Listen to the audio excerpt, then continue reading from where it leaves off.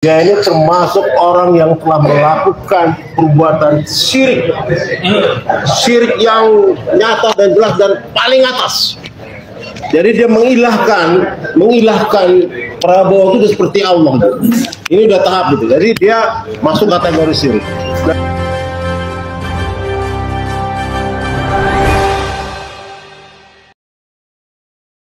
Assalamualaikum warahmatullahi wabarakatuh. Jadi kasus Zulkifli Hasan semakin hari semakin banyak yang memberikan komentar terhadap pernyataan yang dilontarkan oleh Zulkifli Hasan ini. Ada salah satu tokoh yaitu dari Partai Masyumi mengatakan bahwa Zulkifli Hasan sudah melakukan syirik besar seperti menuhankan Prabowo. Baik, langsung saja kita simak penjelasannya. Ini termasuk orang yang telah melakukan perbuatan syirik, syirik yang nyata dan jelas dan paling atas. Jadi dia mengilahkan Prabowo itu seperti Allah. Ini udah tahap gitu. Jadi dia masuk kategori syirik. Nah yang kedua, termasuk kategori juga orang munafikun. Artinya kalau dia nggak tobat, ya, orang munafik itu di dalam Al-Quran diancam dan dibakar dalam kerak neraka yang paling dalam, dasar neraka itu. Ini masuk kategori munafik. Kalau dia tidak tobat, dia akan dibakar itu. Nah yang ketiga, ini sudah masuk unsur delik.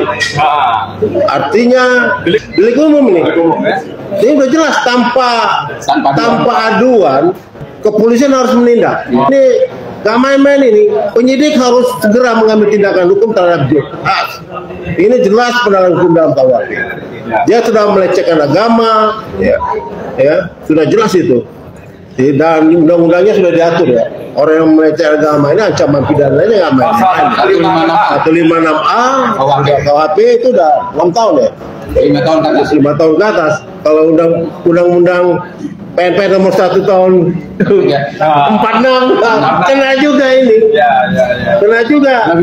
Lebih tinggi lagi 10 tahun. Cukup mengerikan ya. Seorang ketua partai yang latar belakangnya Muhammadiyah berani melakukan perbuatan syirik ya, seperti yang disampaikan oleh salah satu tokoh dari Partai Masyumi. Dan menurut beliau seperti sudah menuhankan Prabowo ya. Video Zulkifli Hasan ini sudah beredar di sosial media ya. Banyak netizen yang mengomentarin. Bahkan salah satunya adalah pengamat politik Rocky Gerung juga mengomentarin terhadap pernyataan yang disampaikan oleh Zulkifli Hasan ini. Jadi ini jadi beban lagi pada Prabowo. Semakin hari Pak Prabowo itu dibebani justru oleh kalangan koalisi dia tuh. Dan itu pertanda bahwa tidak ada koordinasi kampanye sebetulnya. Karena hanya mengandalkan baliho, hanya mengandalkan aparat negara. Padahal sebetulnya Zulkifli ini mestinya punya kemampuan untuk sedikit reflektif. Karena ini Pan dikenal juga sebagai partai yang reflektif.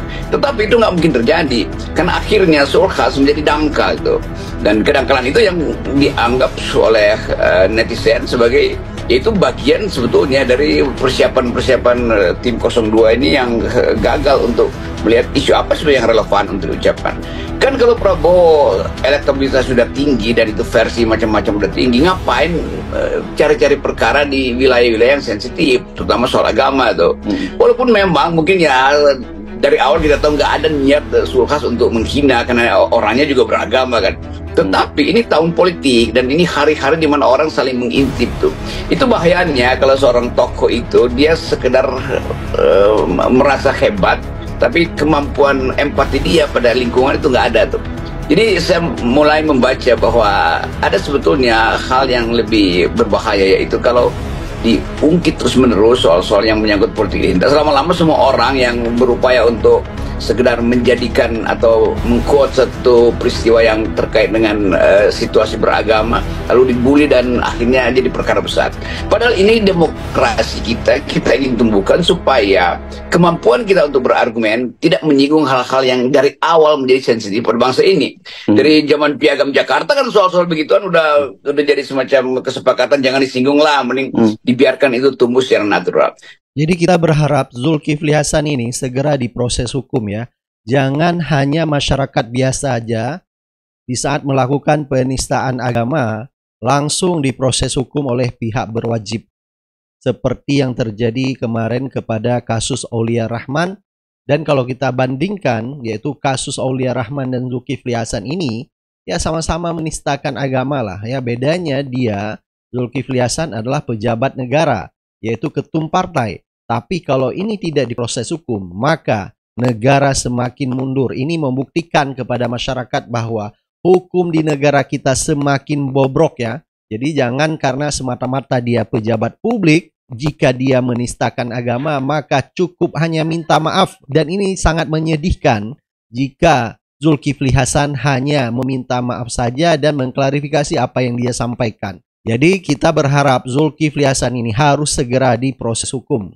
Dan yang kita ketahui bahwa hari ini berbagai ormas Islam turun ke jalan di depan Mabes Polri meminta Mabes Polri segera memproses hukum kasus Zulkifli Hasan ini karena dianggap sudah menistakan dan menodai agama. Kalau kita lihat dari perspektif dari agama Islam, bukan saja dia hanya menistakan agama, tapi juga dia sudah melakukan perbuatan syirik besar seperti menuhankan Prabowo. Baca Al-Fatihah, waladdallin. Ada yang diem sekarang, Pak. Ada yang diem sekarang. Ada, Pak, sekarang diem. Loh, kok nggak ada? Ada yang diem sekarang banyak. Saking cintanya sama Pak Prabowo itu. Ya kan? Itu kalau tahiyatul akhir, Pak Yai, kan gini, Pak Yai. Tahiyatul akhir kan gini. Sekarang banyak gini, Pak. Kayak gini. Itu Pak, teman-teman begitu Pak, saking apa itu ya gitu. Mengucapkan sesuatu yang itu sebetulnya merupakan ibadah ritual ya, khususnya kepada mayoritas umat Islam.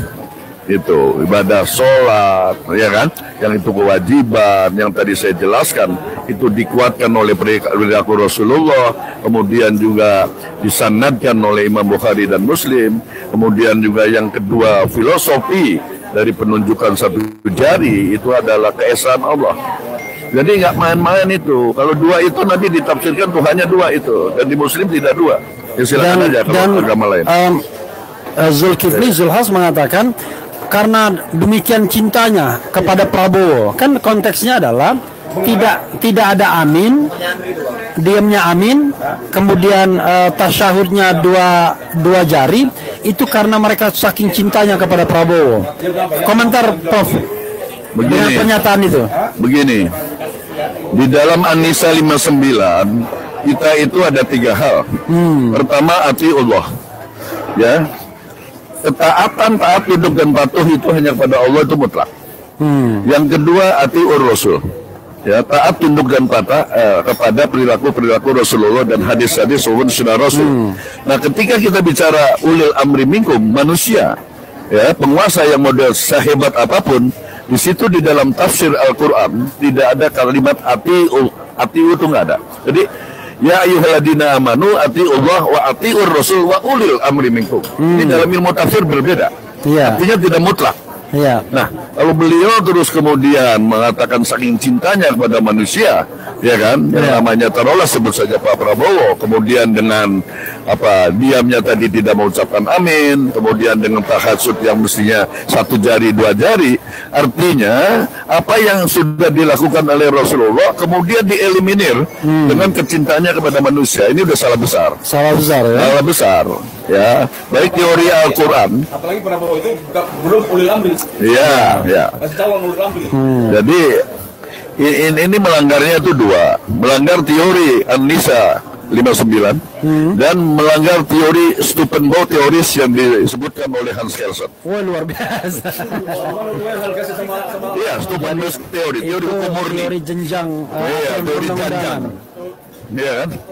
Ini Stupenbau teori yang terkait dengan makom orang, bukan lagi peraturan perundang-undangan. Baik, silakan Anda beri pendapat dan komentar Anda. Kita akan ketemu di video-video selanjutnya.